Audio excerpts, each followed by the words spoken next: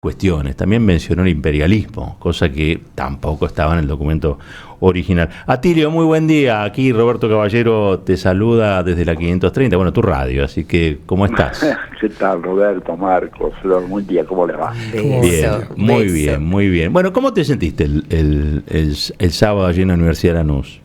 Era muy a gusto, la verdad que hubo presentaciones realmente bastante interesantes, sugerentes.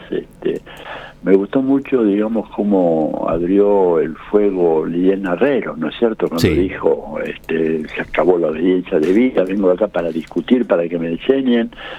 Dijo cosas muy interesantes, dijo, a veces escucho gente que me habla de economía, pero yo no sé nada de economía, quiero que me expliquen, ¿verdad? Me pareció que un buen espíritu, digamos, de así pluralismo, de tolerancia de los diferentes, de gente que planteaban las cosas que querían sin ninguna clase de limitaciones. La verdad, un espíritu muy bueno. Y muchísima gente, me agradó eso, ¿no? Vimos, esa aula estaba colmada, colmada. Con gente de a pie en los pasillos. La verdad que realmente hay un enorme interés, y sí es bueno que el cuarto plenario ya vaya a alguna provincia. Sí. Si no, es una cosa muy porteña o muy del área metropolitana de Buenos Aires, y eso le puede restar creatividad a todo esto, ¿no? Totalmente.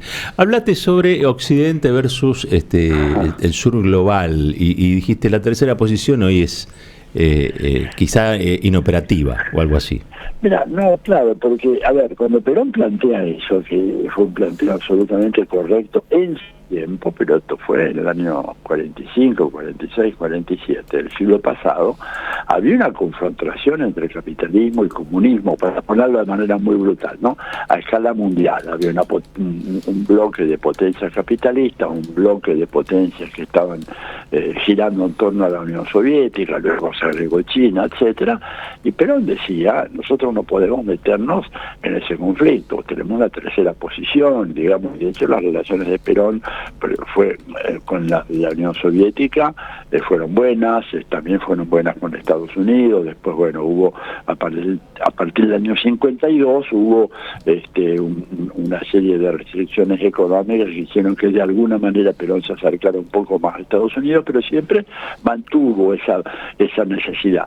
Ahora, hoy esa confrontación ha desaparecido. Entonces, es decir, nosotros ante esa confrontación adoptamos una tercera posición, y la gente del resto del mundo nos mira, pero ¿y a dónde está? ¿Qué van a hacer ustedes? Porque, de hecho, si hay un fenómeno que ha ocurrido en estos últimos 10 años, ha sido la declinación de Occidente como potencia hegemónica a nivel mundial. Esto ya no se discute. Y Estados Unidos, como líder de esa coalición occidental, digamos, que reemplaza lo que fue Gran Bretaña durante más de 2 siglos, también ha entrado en lo que algunos analistas norteamericanos llaman una posible declinación catastrófica. No, yo creo que no se va a producir, pero bueno, ya algunos analistas buenos hablan de eso. Entonces, ante eso, ¿qué es lo que tenés? El fenómeno de desoccidentalización del sistema internacional. Claro. Y esa desoccidentalización del sistema internacional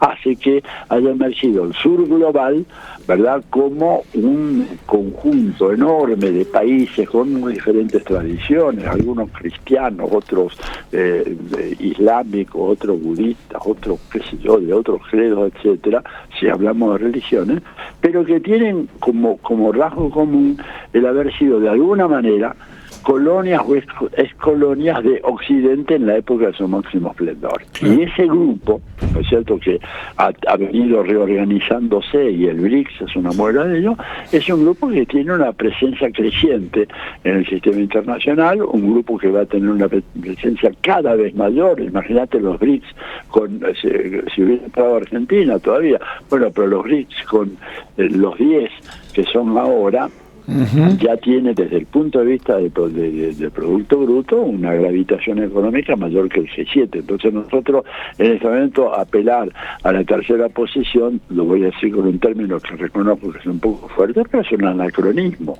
Claro. Es quedarnos en la época de la confrontación este-oeste, qué sé yo, o entre capitalismo y comunismo a nivel mundial. Ese no es el partido de fútbol que se juega hoy. Claro. Hoy se juega Brasil y Argentina, y acá estamos actuando como si estuvieran jugando Alemania y Francia. Bueno, claro. Nuestra tercera posición ahí no tiene ningún sentido, no tiene efectividad práctica.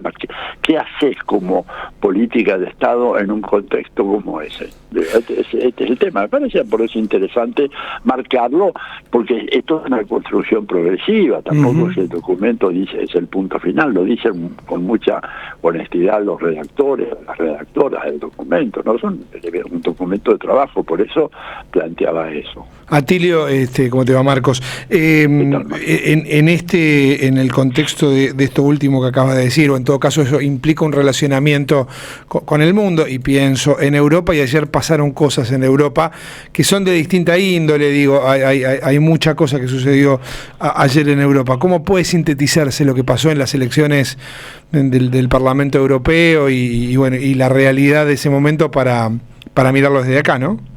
Mira, pasó que avanzó un poco la extrema derecha, estaba mirando los datos ahora, no es mucho lo que avanzó. De todas maneras, hoy en día, digamos, los partidos europeístas, si vos querés, porque se contrapone a veces la extrema derecha con los partidos europeístas, el Partido Popular, la Socialdemocracia, etcétera. Bueno, el grupo, digamos, de los europeístas, de todas formas, puede formar una mayoría amplia en el seno del Parlamento Europeo.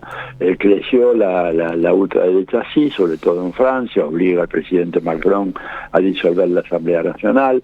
Hubo un crecimiento también fuerte en Europa, en Italia, no tanto, no sé, yo veo que ha habido mucha exageración en algunas de las cosas que se han planteado.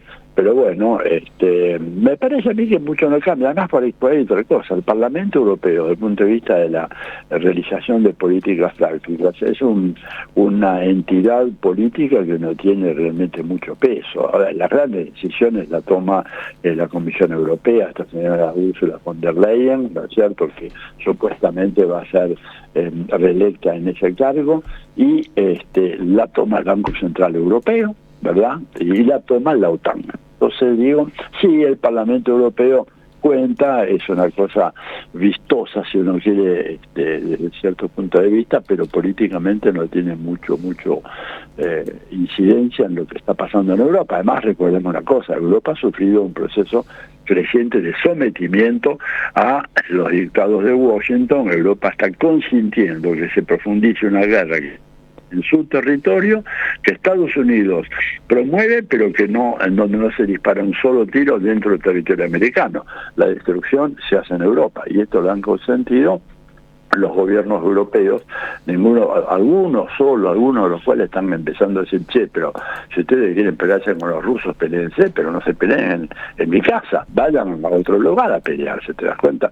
Eso no lo han hecho. Sí. Entonces digo, hay que tomar con pinzas un poco esto del Parlamento Europeo. De todas maneras, sí ha habido un crecimiento un poco de la ultraderecha, pero no tanto como se esperaba. Ha habido demasiada propaganda, me parece a mí, acerca de la ultraderecha, y creo que los datos no avalan eso en esa dimensión. Creció, pero menos de lo que se esperaba. Atilio, te quiero agradecer muchísimo esta entrevista. La admiración de siempre, maestro. El otro día, la verdad que seguí con mucha atención lo que decía. Me gusta mucho tu mirada. Desde acá te mandamos un fuerte abrazo. Bueno, yo también, Roberto. Un abrazo para todos ahí en la radio, en la mesa contigo. Chao, chao. Atilio Borón, uno de los tipos para mí más lúcidos, sino el más lúcido en materia de cuestiones geopolíticas. Un hombre que estudió en Harvard, esto pocos lo saben, ¿no? Fue estudioso de Harvard, fue uno de los asesores del gobierno de la Unidad Popular en Chile, de Salvador Allende también. Y aquí está, en la radio de las Madres, en la M530 con su programa, y en este sábado en particular en el plenario dando una clase magistral. Bueno, 9 de la mañana, no solamente Cristina da clases magistrales, 9 de la mañana nos vamos a ir a una tandita. Cuando regresamos, El editorial.